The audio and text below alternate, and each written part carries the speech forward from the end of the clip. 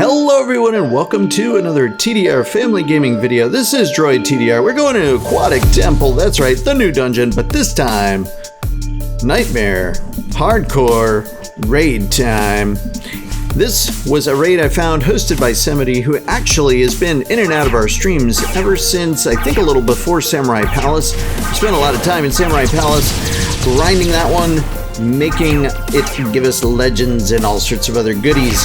But anyways, here we are. We're in a raid of 10, and I believe we've got 1 tank, 2, maybe 3 healers, and then all the rest are DPS. So probably about 6 DPS for 3 healers and a tank.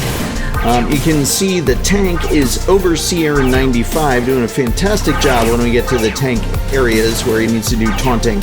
But this is it. This is the first boss. We've already got it down about a third of the way, almost a half the way. And actually not too difficult. First boss. The squares on the floor, not too hard to dodge. They don't do too much damage. It's those lines on the floor that then are followed up by the shooting, I don't know what they are, icicles, shooting water jets, I don't know. Those are the things that do the damage. It's not the lines on the floor. But anyways, those big blue balls that come across, those are pretty deadly if you get hit by 3. Anyways, moving on. You see the tank has already taken all of the mobile mobs facing the other direction, so the DPS can just destroy that group in the corner.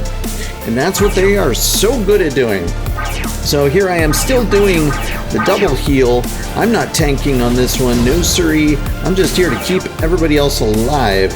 And as you can see, everybody is actually pretty stellar at dodging, and with 3 healers or 2.5 to 3 healers going on at the same time, you can pretty much cover the floor pretty well. So that nobody should die unless they get multi-line stacked and somehow can't dodge or got lagged. So pretty good. I'm trying to stay distant from other healers enough so that I can keep the back guys healed. But you want to also make sure, if you're playing healer or tank, that you always stay close enough to the tank. Somebody stays close enough to the tank to just every now and then clip them with a little bit of heal in case the tank's heal doesn't fire. That has happened to me a couple of times, and losing a tank early on, very frustrating. Granted, most of the time pretty easy to dodge, but every now and then you get in a situation and getting clipped by a secondary healer's heal is very helpful. So here we go. We're moving up to the next spawn point, doing pretty well. By the way, if you are in a raid, it is often customary, though the raid leader will tell you, if you die before a certain place, you should leave the dungeon. And just go back to their lobby and wait for the run to be over. That is customary because apparently as each group of mobs spawn, there's more or less hit points depending on the number of people that are actually in the dungeon. So if you die early, you get out so that the next group of mobs won't be so overpowered for the group that's still there. I haven't actually tested that, but that's what everybody says, so I'm trusting it. Alright, well there we go. Last group cleared. Now we have the long climb up to boss number 2. Now this climb, if you are doing the healer, you do want to get a little bit of speed, so you're going to need to use your heals for the speed boost so that you are not the last in line. Otherwise, you will be probably eaten up by the blue neon goo or whatever it is that happens when they step on the boss 2 platform. So you do need to not be the last, and by the way, if you are at the lead, you don't want to step on the boss 2 platform until you've seen everybody climb up the ramp and you know everybody is there. Now the tank, Overseer, did a great job of dragging this last mob group, just kind of keep them pinned to the corner so that everyone could get an attack in and didn't have to worry about getting damaged. Alright, boss number 2, my nemesis.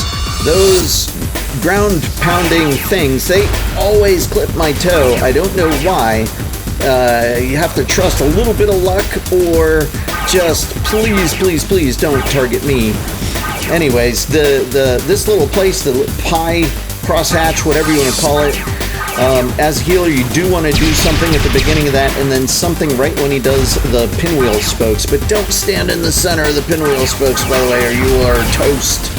All right, well, here we are. Luckily, so far... Oh, no! He's targeting me, but I ran away. Good, good, good. Also, in this boss, you do not want to stand on his feet, because that is where the first of his many explosive smashy smash damage lines show up. All right, on to the next hallway. Everybody's doing well. We did lose one person in there. It might have even been one of the healers. I think it was. One of the healers at the bottom had passed away, sadly got hit by the big ground slam lines, and so left. But usually, for many raid leaders, if you make it past boss 2 and you die, you can stay in. I don't know if they stayed in, this person, TJWK, I don't remember if they stay in or not, but if you make it past boss 2, it's pretty common to let them stay in. Alright, so all we've got left here is the staircase and this group of pylons. So there they go. Bye-bye, pylons. Alright, so I'm the only healer in the back, and then we've got the tank up front. So the tank is dragging the smashy smash guys all up to the top. Now, the DPSs should just stay away from where the tank is dragging them. That's it. You don't ever need to die as a DPS when you have a tank. However, one thing I missed here is that the tank died. So I thought I was close enough to clip him with my heal in case his doesn't go off, but I wasn't. And that was bad on me. Also, you can see down in the text, he says, "Why didn't I press E?" Oh no. So in theory, it's all up to me as the only other healer, but I think either someone switched to healer, I'm gonna guess it was GYG, or maybe it was the other person with 200 rain dash, I don't know.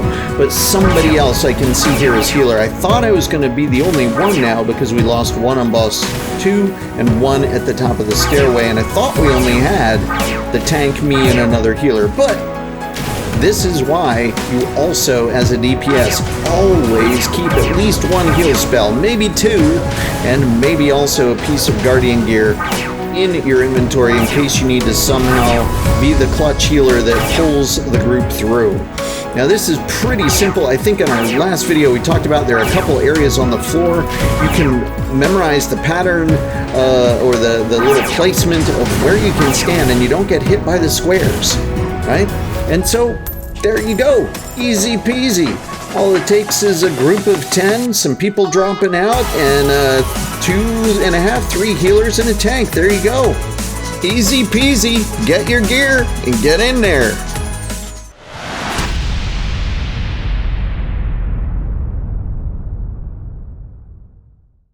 And there you have it. That's the first Nightmare Hardcore raid win that I was a part of. We got to the end. We got the Sea King. We only lost like 3 people along the way, and then a couple in the final moments. What a great experience. Unfortunately, not great loot that round, but hey, there's more to come, I'm sure. All right. Well, don't forget to like and subscribe, and we will see ya in the next one. Goodbye.